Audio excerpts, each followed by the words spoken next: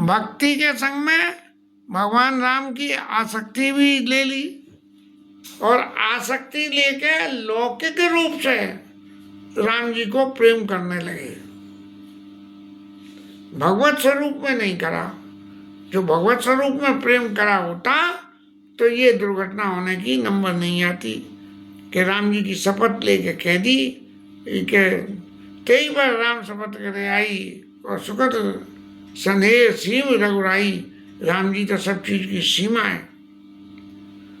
अब कई मैया ये कही जाए, एक तरफ हम ये विचार करके कहें कि भाई ये भगवान की लीला है इसलिए सब ऐसा हो रहा है, दूसरी तरफ तार्किक दृष्टि से जब ये विचार करें तो राजा को ये विचार करने की, चक्रवर्ती महाराज हो आखिर आप, पूरे पृथ्वी मंडल पे आपका डंडा पुज गया है और घर की एक माता के चक्कर में, घर की एक स्त्री के चक्कर में आप सब कुछ खो बैठे और ऐसा खो बैठे कि दुई की चार मांग मोकले हमें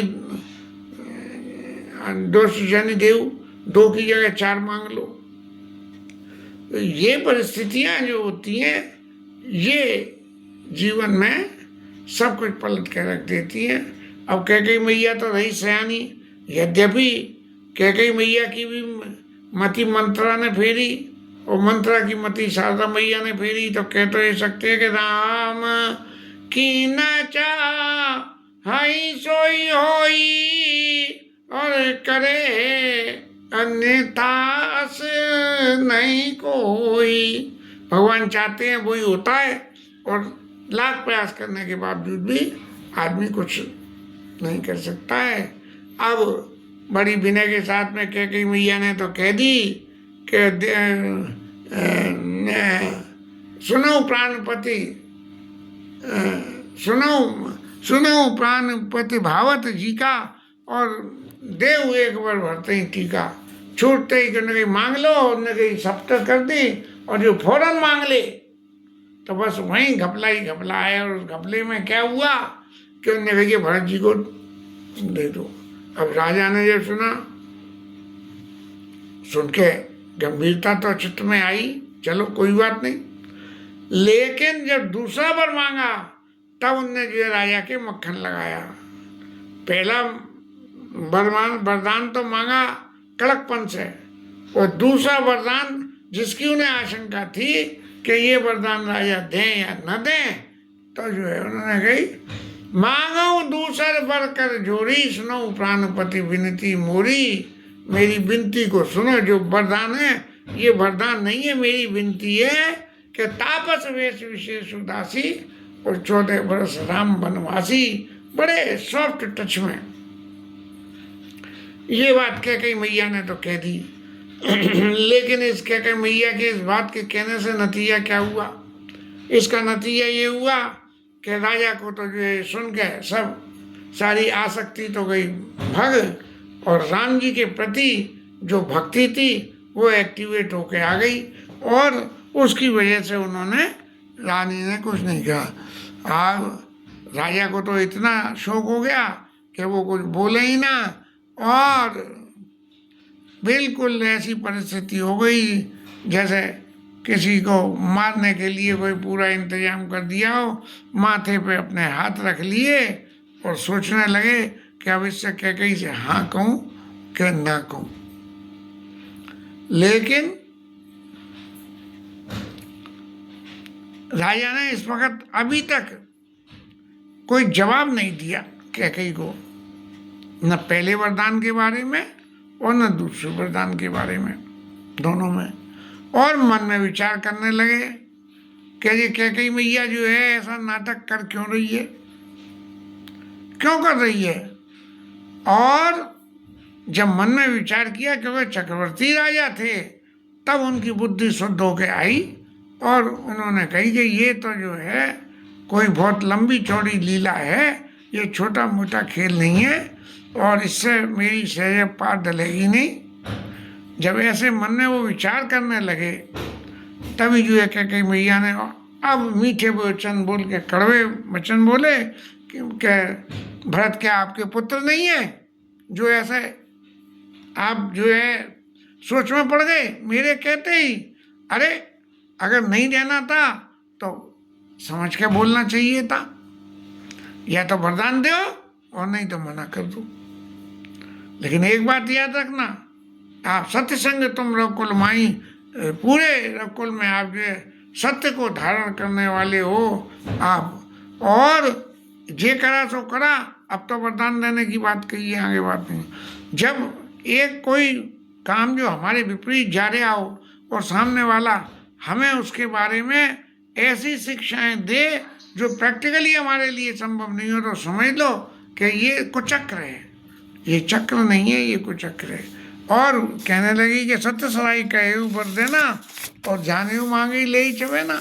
अरे क्या सत्य को सरा के वचन वरदान देने की बात कही थी, तो सत्य को सरा के जब कही थी इतनी बड़ी बात हो गई, तब तो तुम क्या समझ रहे थे कि मैं आपसे चवेना मांग लूँगी कि मुझे चबाने के लिए चने ला के दे दो महाराज? इस तरह की बातें कही ने बहुत कुछ बातें कही जो राजा को उपयुक्त तो नहीं लगी। और फिर राजा जो है अपना बड़ा चित्त को कर्रा करके और बोले, राव कठिन कर छाती और बानी सब ने तास सुहाती। ऐसी बात बोले जो कैकेयी को अच्छी लगे, और ये कहा कि उल्टी सीधी बात क्यों कह रही है, सीधे सीधे बात बोल। देखो मेरे लिए तो भरत और राम दो आंखों के बराबर है, और मैं इस बात को फिर तू कह रही है कि सत्य सराई कहे ऊपर देना, ना मैं फिर सत्य को सरा के कह रहा हूँ और शंकर जी को साक्षी करके कह रहा हूँ कि मैं जो है मेरे लिए भरत और राम दोनों है, चाहे राज्य किसी को भी ले ले। अब तूने भरत जी के राज्य की बात कही है तो मैं सुबह ही दूत भेज दूंगा, भरत जी आ जाएंगे और उन्हें राज्य दे दूंगा। और एक बात और सुन ले कि राम जी को जो है राज्य का लोभ नहीं है और भरत पे अत्यंत प्रीति है, तो तेरी बात खाली नहीं आएगी। राम जी फौरन तैयार हो जाएंगे, भले ही मैंने देने की कही थी लेकिन भरत जी को दे दो। लेकिन मैं तो छोटे बड़े का ही जरा सा विचार करके ये कर रहा हूँ। अब बुद्धि तो राजा की सुधरती जा रही है।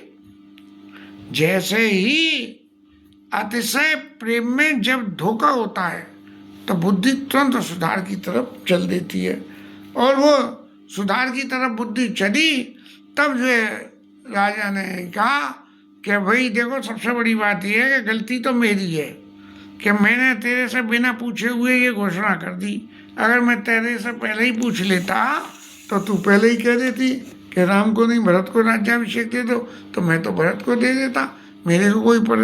लेकिन जो कुछ हुआ सो हुआ, अब तू अपनी इस क्रोध को छोड़ और क्रोध को छोड़ के और मंगल साजों को साजो जिससे कि मैं भरत का राज्याभिषेक करूं। और रही बात इसकी कि राम जी के बन जाने की बात, तो वो बात तेरी जो है मेरे को अनुकूल नहीं पड़ रही है, इसलिए मांग विचार विवेक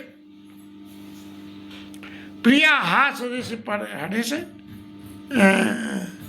मांग विचार विवेक जय देखो अब नयन भरे भरत राज्याभिषेक। राजा ने जो है कैकेयी को झांपे में लेने के लिए ये कि भाई इससे ये कह दो जय देखो अब नयन भरे भरत राज्याभिषेक। जरा अपने विवेक से विचार करके दूसरे वर के बारे में विचार कर, जिससे मैं कि भरत के राज्याभिषेक का दर्शन कर दूँ, नहीं तो मैं राज्याभिषेक का दर्शन नहीं कर सकूँगा। लेकिन कैकेयी मैया ने देखा कि मेरी सभी चाल तो औंधी पड़ गई यहाँ। जब औंधी पड़ गई तो उन्हें छूटते ही एक तोप चला दी कि जस कौशला मोर बलता का तस्फल उन्हीं देव कर साका। एक इशारे में बात कह दी कि कौशल्या ने जैसा मेरा हित समझा है मैं उसका फल उसको वैसे ही मैं दे दूंगी।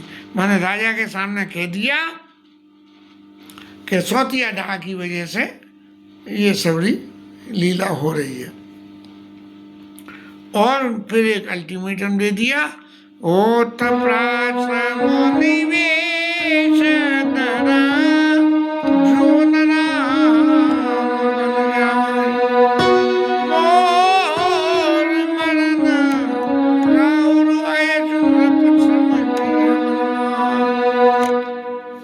बोले ज्यादा समय नहीं है, कल सुबह यदि से पहले राम वन में नहीं चले गए तो मैं तो मर जाऊंगी, आपका ऐश होगा बस। जहाँ आदमी दूसरे को ये लोभ दिखा के इसमें तुम्हारा ये ऐश होगा और ये होगा इसलिए तुम्हें ये करना चाहिए, ऐसी बातें करे तो बस वहाँ समझ लो कि यहाँ अतिशय हो गई।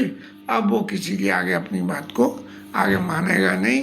और इस तरह से राजा बार बार उसके पैरों पड़ रहे हैं और कह रहे हैं कि मेरा सिर मांग ली मैं दे दूं, लेकिन वो कुछ भी नहीं बोल रही और चुप हो गई बिल्कुल। और राजा ने जब ये देखा कि जो इस तरह से परिस्थिति हो गई तो राजा ने भी उसको ये हाँ नहीं करी कि मैं राम जी को बन जाने का वरदान तेरे को दे रहा हूँ। कहते तो यही है, समाज संसार समझता भी ये है कि राजा ने वर दिए, लेकिन राजा ने कभी भी राम जी को बन जाने का वरदान कैकेयी को नहीं दिया। अब दुनिया भर की बातें, इनमें त्रिया चरित्र की बातें पैदा हुई हैं। इन सब बातों के बारे को ज़्यादा तो डिस्कस करने में हमें अक्ल भी नहीं है, तो हम जो कुछ कह सकें।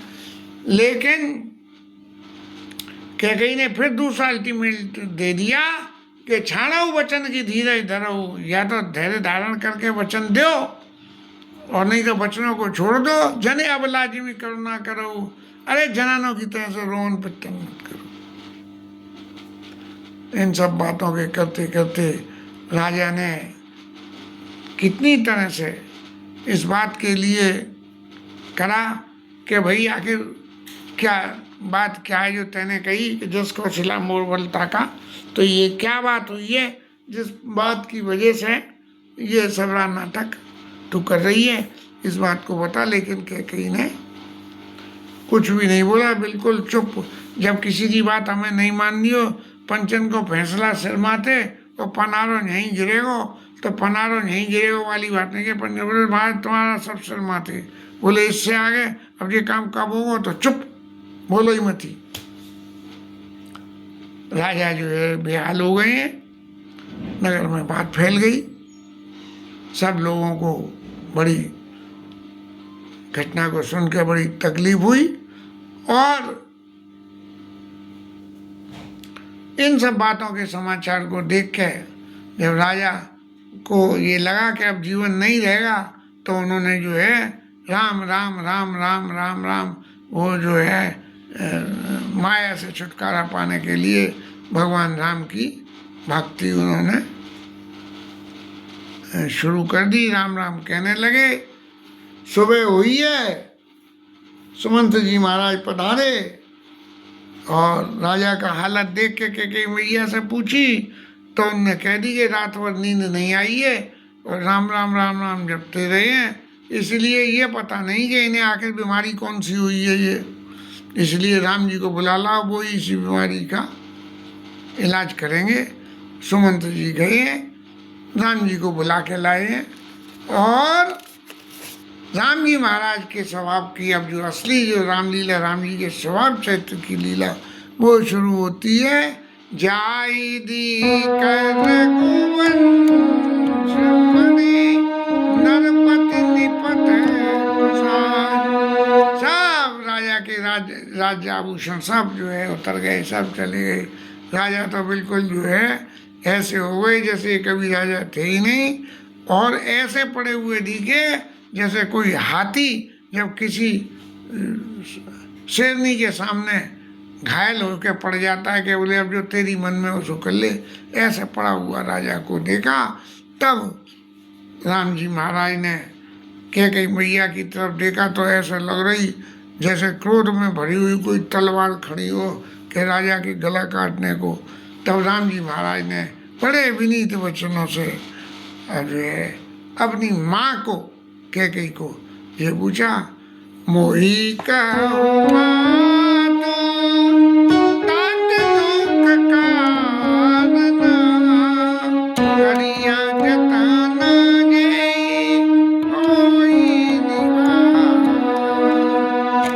माता जी ये बड़े दुखी हो रहे हैं, इनका कारण बताओ आप। और मैं उस यत्न को कर दूंगा जिससे कि ये दुख टल जाए। और तब कैकेयी ने ये कहा, सुनाऊं राम सब कारण एऊ, राजाई तुम पर बहुत स्नेह, तुम्हारे ऊपर विशेष स्नेह है राजा को, इसलिए जो है वो स्नेह इनको अब दुख दे रहा है। ये बात उन्होंने कही और बात बताने में भी बड़ा सियानपन लगाया कि राजा से मुझे को 2000 वरदान मांगने थे, जो कुछ अच्छा लगा वो मैंने मांग लिया, लेकिन इनके हृदय में उसका अत्यंत शोक हो गया और शोक की वजह से ये इस हालत में पड़ गए। तब उन्होंने पूछी कि भाई ये क्या निद्रा गए, सुत सनेत वचन संकट पड़े नरेश, और सकऊ तो आयस धरऊ सिर मीटऊ कठिन कलेश। एक तरफ पुत्र का स्नेह और दूसरी तरफ वचन का संकट। तो ये पढ़ के सोच रहे हैं मैं इधर जाऊं या उधर जाऊं। बस यदि आप कर सकते हो तो पिताजी की तो जो है मेरे मांगे हुए वरदान की बातों का आप मेरे मांगे हुए वरदान की बातों का आप पालन करके और जो है पिताजी को इस दुख से उबार दो। इस तरह की जो है वाणी जो कैकेयी बोल रही है, राम जी महाराज को तो बड़ा सुख हो रहा है। क्यों कि कैकेयी मैया ने जब राम जी ने कही कि बिल्कुल मैं करूँगा ऐसे ही, तब जो है बड़ी खुले मन से हंसते हुए और राम जी को सबरी कथा सुना दी कि कथा सबरी यही है। और राम जी महाराज ने जब ये सुनी ये कथा कि भरत प्राण प्रिय पावई राजू, विधि सब विधि मोई सन्मुख आजू। मेरे लिए तो विधाता आज बड़ा अनुकूल हो गया कि मेरे प्रिय भरत भैया जो है राजा बनेंगे, इससे बड़ी क्या बात है। और माता एक बात और सुन लो कि मैं जो इस अयोध्या नगरी में पधारा आया जन्म लेके, ये इसीलिए आया हूँ कि मेरा जो है वन में जाने से बहुत काम सिद्धि होगी। ज़्यादा डिटेल में कैकेयी मैया को उन्होंने नहीं बताया। अब अंतर्निहित कथा तो ये कहती है कि कैकेयी और राम जी के बीच में एक एग्रीमेंट हो गया था जिसमें राम जी ने सब कुछ कह दिया था कि दोनों माताओं में से कोई भी इतनी कठोर नहीं हो सकती जितनी माँ आप हो, और उसके परिणाम स्वरूप आपको वैधव्यपन और सारे जीवन आपको जो है दुख देखना पड़ेगा। लेकिन आप कहो तो मैं वो सारा प्लान बताऊं जिससे कि ये सारा प्लान हो जाए। तब कहते हैं कि कोई कैकेयी रानी तो तैयार नहीं होती, लेकिन कैकेयी तैयार हो गई कि राम तुम्हारी लीला में मैं सहायक बनूंगी, चाहे मुझे जीवन वन के लिए कितना ही लंबा चौड़ा कलंक लग जाए। एक हमारे ब्रज की कथा में भी आती है कि राम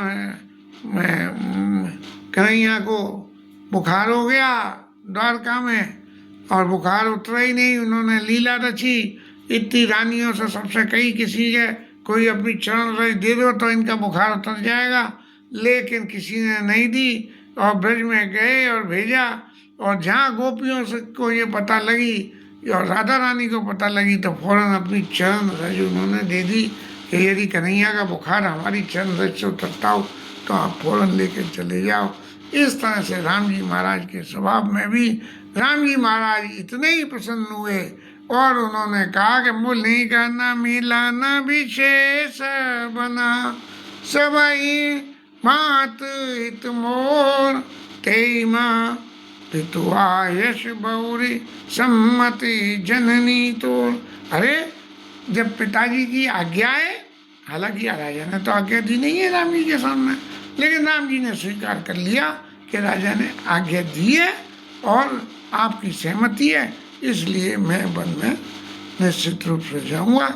इसके साथ राम जी महाराज की अभी कथा कैकेयी महाराज, कैकेयी रानी के ऊपर राम जी के इन वचनों का क्या प्रभाव हुआ, इसकी कथा को फिर कल लेंगे।